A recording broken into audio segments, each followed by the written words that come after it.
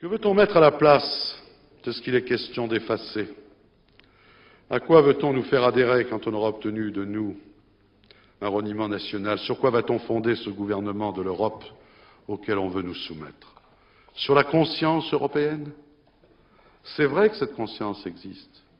Il y a même quelque chose comme une civilisation européenne au confluent de la volonté prométhéenne, de la chrétienté et de la liberté de l'esprit.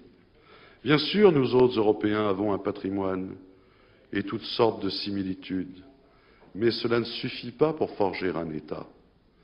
S'il y a une conscience européenne, c'est un peu comme il y a une conscience universelle. Elle est de l'ordre du concept et n'a à voir ni avec l'âme du peuple, ni avec la solidarité charnelle de la nation. La nation française est une expérience multiséculaire.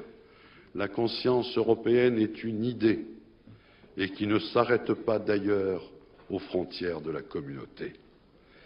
Et l'on ne bâtit pas un État légitime sur une idée abstraite, encore moins sur une volonté technocratique. Ainsi, l'État fédéral européen manquerait de fondements réels et de justifications profondes. Ce serait un État arbitraire et lointain dans lequel aucun peuple ne se reconnaîtrait. Les plus lucides des fédéralistes européens le savent bien, et ils ont une réponse toute prête.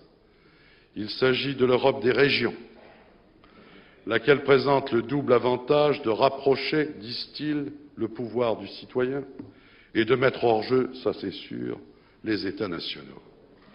Seulement voilà, ce fédéralisme régionaliste signifierait à coup sûr la fin de notre République. Ce serait anéantir 10 siècles de volonté d'unification du pays, 10 siècles de rassemblement des provinces, 10 siècles de lutte contre les féodalités locales, 10 siècles d'efforts pour renforcer la solidarité entre les régions, 10 siècles d'obstination féconde pour forger de génération en génération une authentique communauté nationale. Qu'en adviendra-t-il à terme? Eh bien, on remplacera les quelques frontières nationales existantes par une multitude de frontières locales invisibles, mais bien réelles. On formera de petites provinces là où il y avait de grands États, avec autant de communautés crispées sur leurs égoïsmes locaux. On laissera les régions riches devenir toujours plus riches et les pauvres devenir toujours plus pauvres.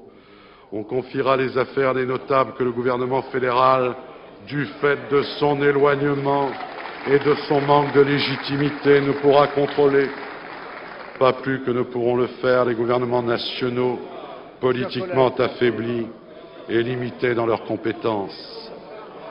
Ce sera le grand retour des féodalités, lequel, je vous le concède, a déjà largement commencé. Ce sera pour le coup cette Europe des tribus que nous dit tant redouter Monsieur le Président de la République. Il n'y aura plus en France de redistribution, de péréquation, d'aménagement du territoire. Viendra la règle du chacun pour soi et de Dieu pour personne.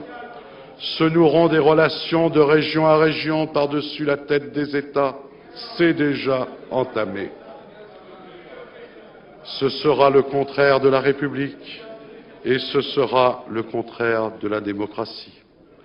Ceux-là même qui ont multiplié les échelons d'administration nous disent maintenant qu'il y en a trop, qu'il faut en supprimer pour rationaliser, pour simplifier. Il y a trop d'échelons comme il y a trop de communes.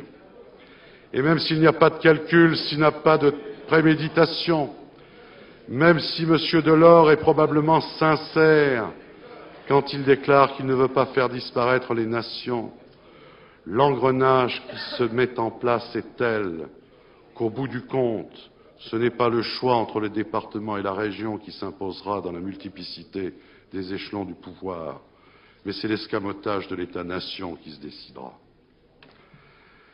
Et l'idée fait subrepticement son chemin. Déjà, les régions traitent directement avec Bruxelles pour quémander des subsides.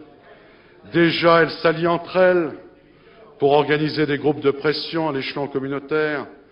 Déjà voient le jour des politiques régionales qui ne tiennent plus aucun compte des impératifs nationaux. Et voilà que se crée à Bruxelles un comité des régions qui n'a pas encore beaucoup de pouvoir, mais qui se présente déjà comme organe de représentation. C'est la manifestation ouverte d'un dessein régionaliste qui ne prend même plus la peine de se déguiser, mais dont, comme toujours, on dissimule les véritables ambitions.